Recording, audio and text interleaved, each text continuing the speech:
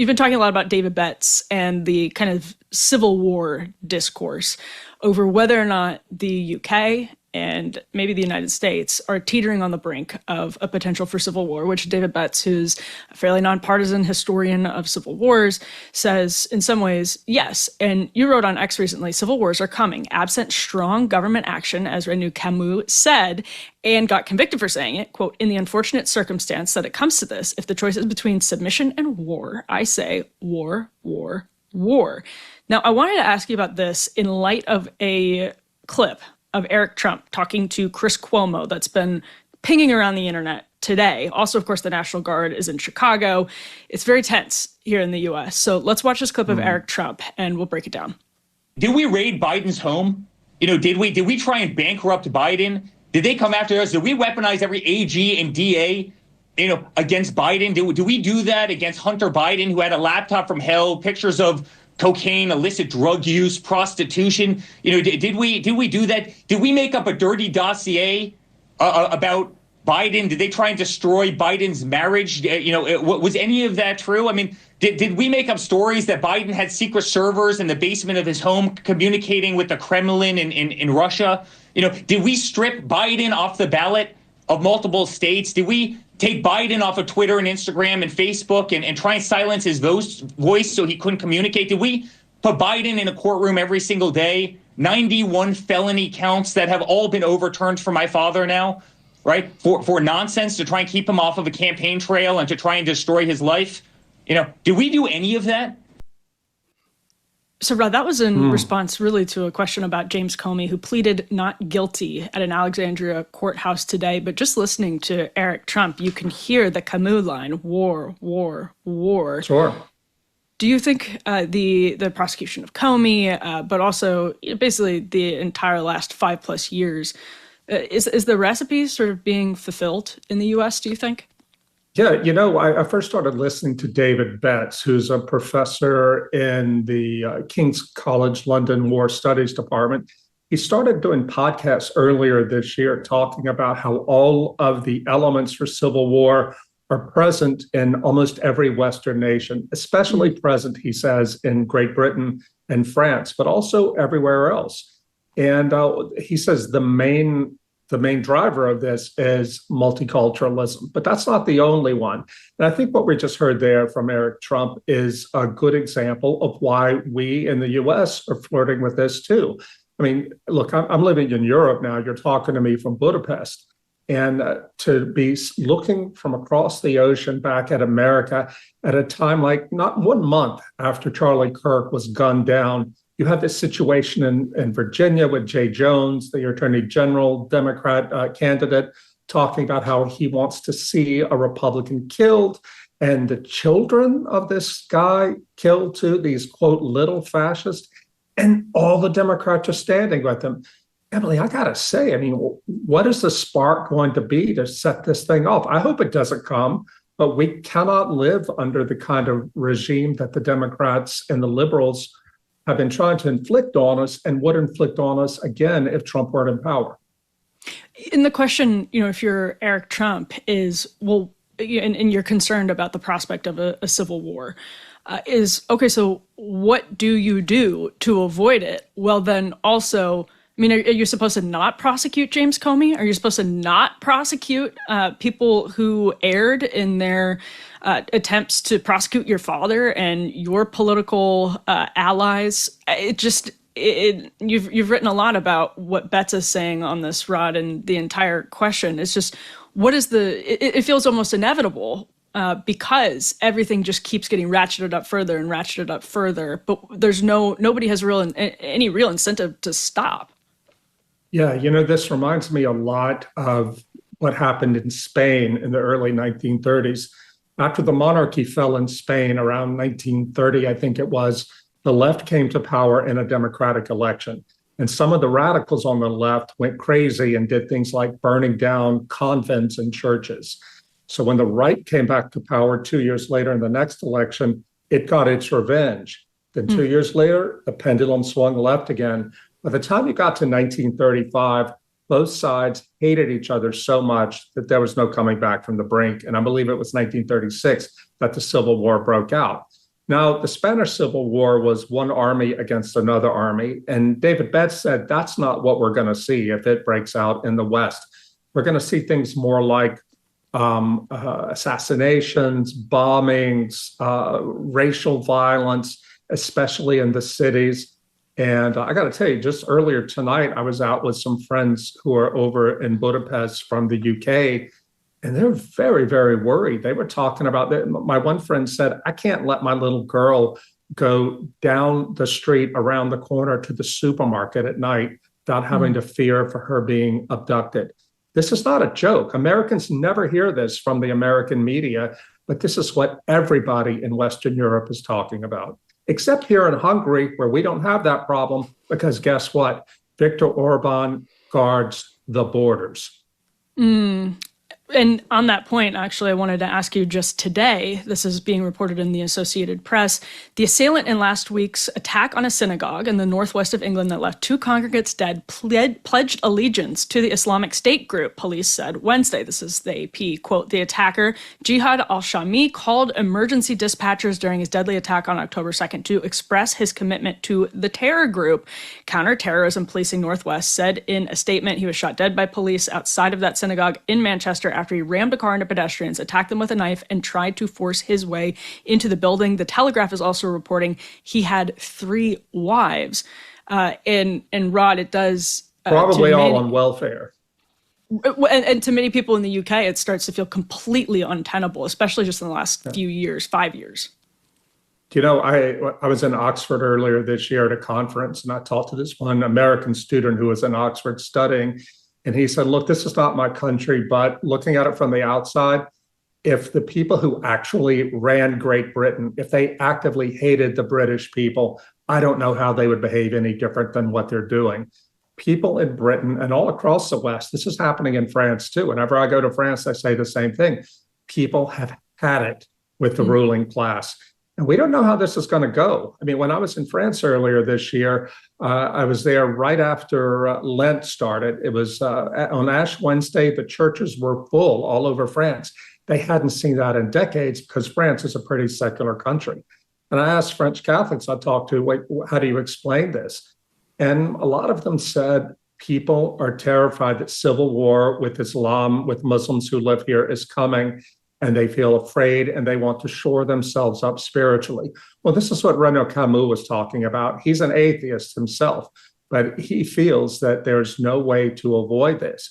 And he doesn't want there to be a civil war. Nobody should. David Betts said in a lecture in Budapest recently, millions will die if this happens. But Camus is right. He said if the question is whether or not to submit to this new order or to fight, then we've got to fight.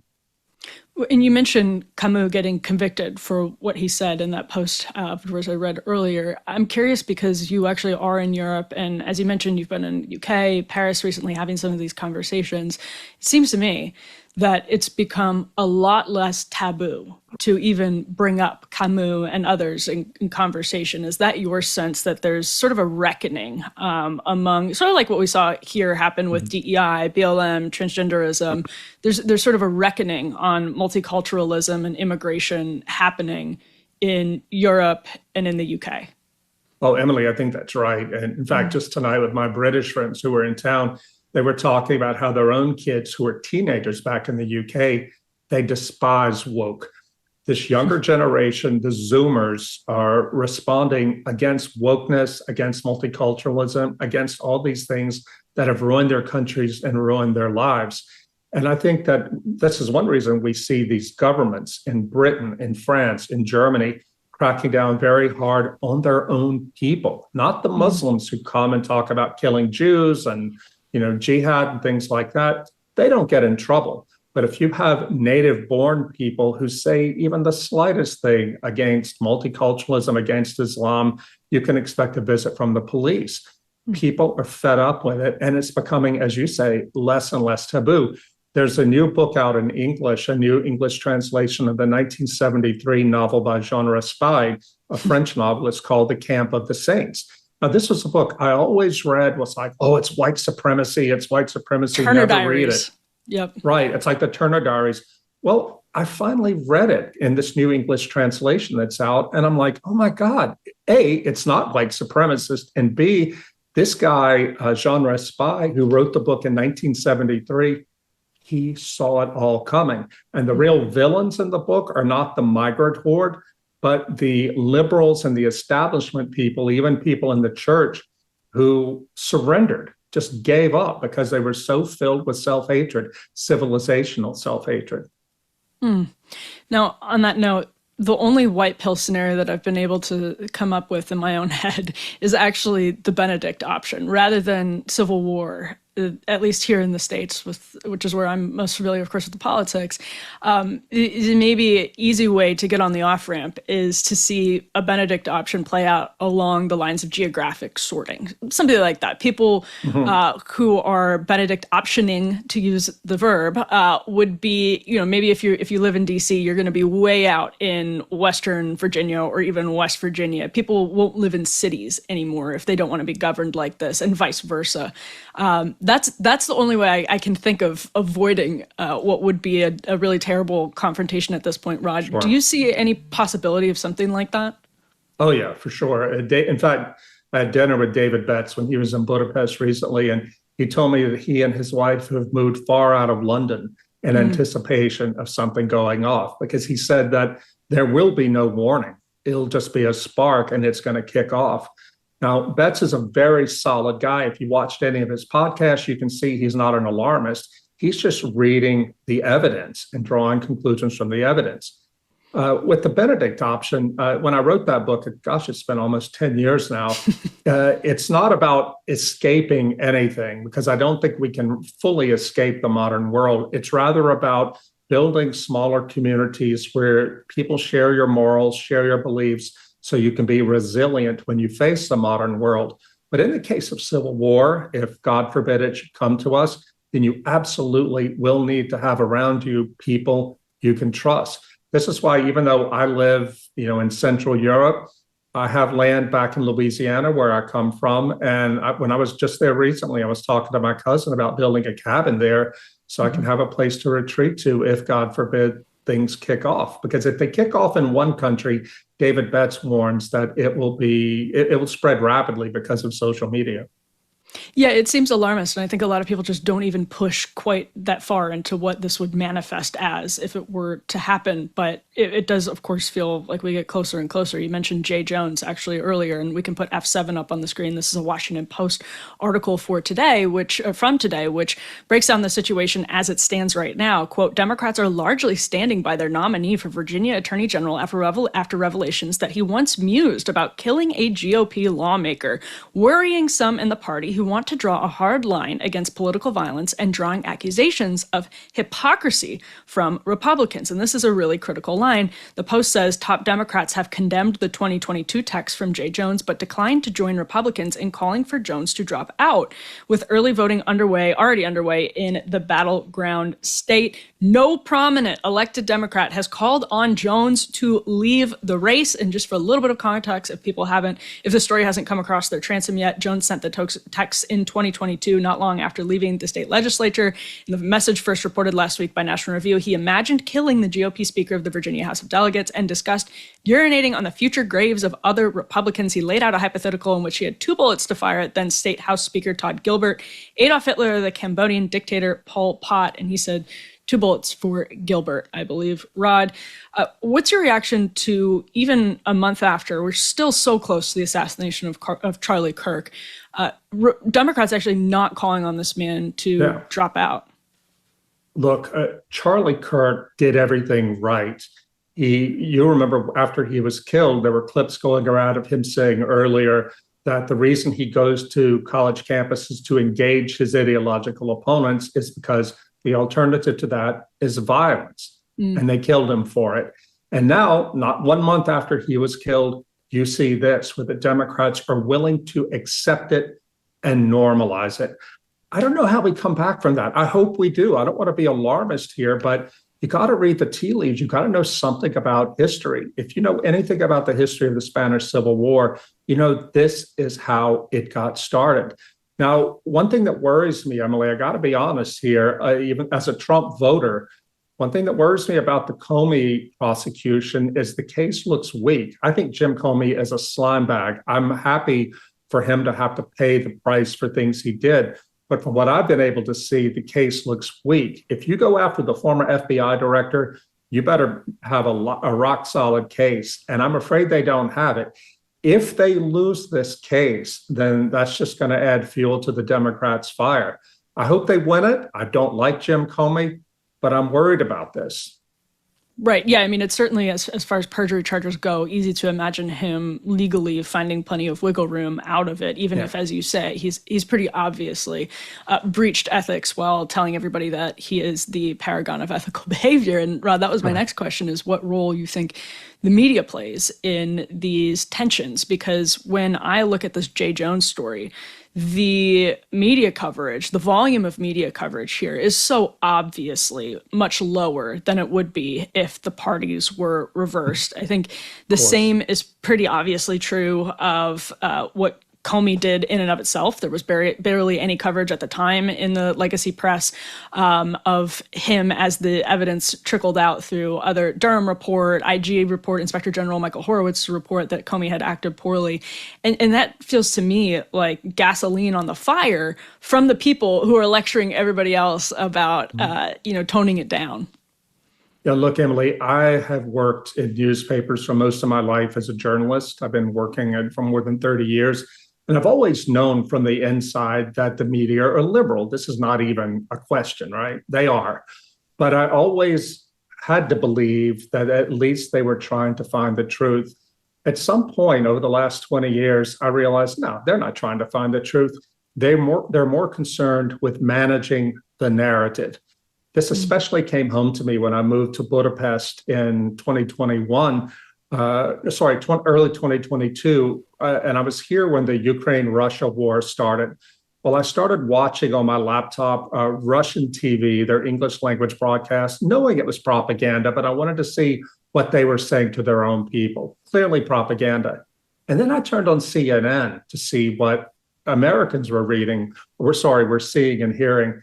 And I got to say, it was shocking to me how much they edited out of the actual story.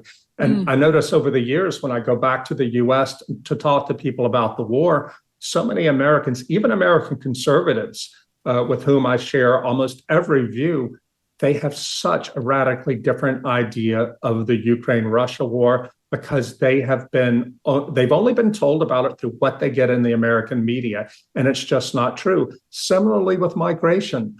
Every time I go back to America, they're all shocked when I tell them, Europe may be going to civil war because the American liberal media just don't talk about it. And I got to tell you, thank God for X and thank God for online, for podcasts like yours, because they do provide a wider view. And people need to be paying attention to that because if you understand the mainstream media, again, not as telling you the truth as best they know it, but as managing a narrative, it will change the way you interact with the world. Recently, I learned about colostrum. Have you learned about it? It is the very first milk known as liquid gold. If you listen to the show a lot, you probably thought I was going to say that in a Trump voice because I did it that way the first time and now I feel trapped. So I pivoted there.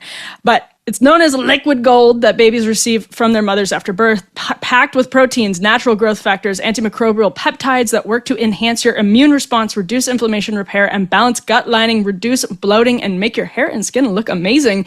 Today's sponsor, Cowboy Colostrum, offers the highest quality cow colostrum available in the U.S., 100% made in America from 100% American grass-fed cows. Don't you love that?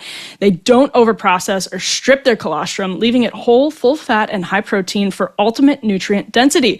It's the highest quality bovine colostrum you can buy. Highest quality bovine you can buy. Cowboy is easy to drink. It's great, made with natural, delicious ingredients and no artificial flavors. Simply add a 3-gram scoop of either their chocolate, Madagascar vanilla, or strawberry into your coffee or smoothie. Personally, I love the strawberry, and I love it with milk. So for a limited time, our listeners get up to 25% off their entire order. Just head to cowboycolostrum.com/afterparty and use code afterparty at checkout. That's 25% off when you use code afterparty at cowboycolostrum.com/afterparty. everybody. After you purchase, they will ask you where you heard about them. So please support our show and tell them our show sent you.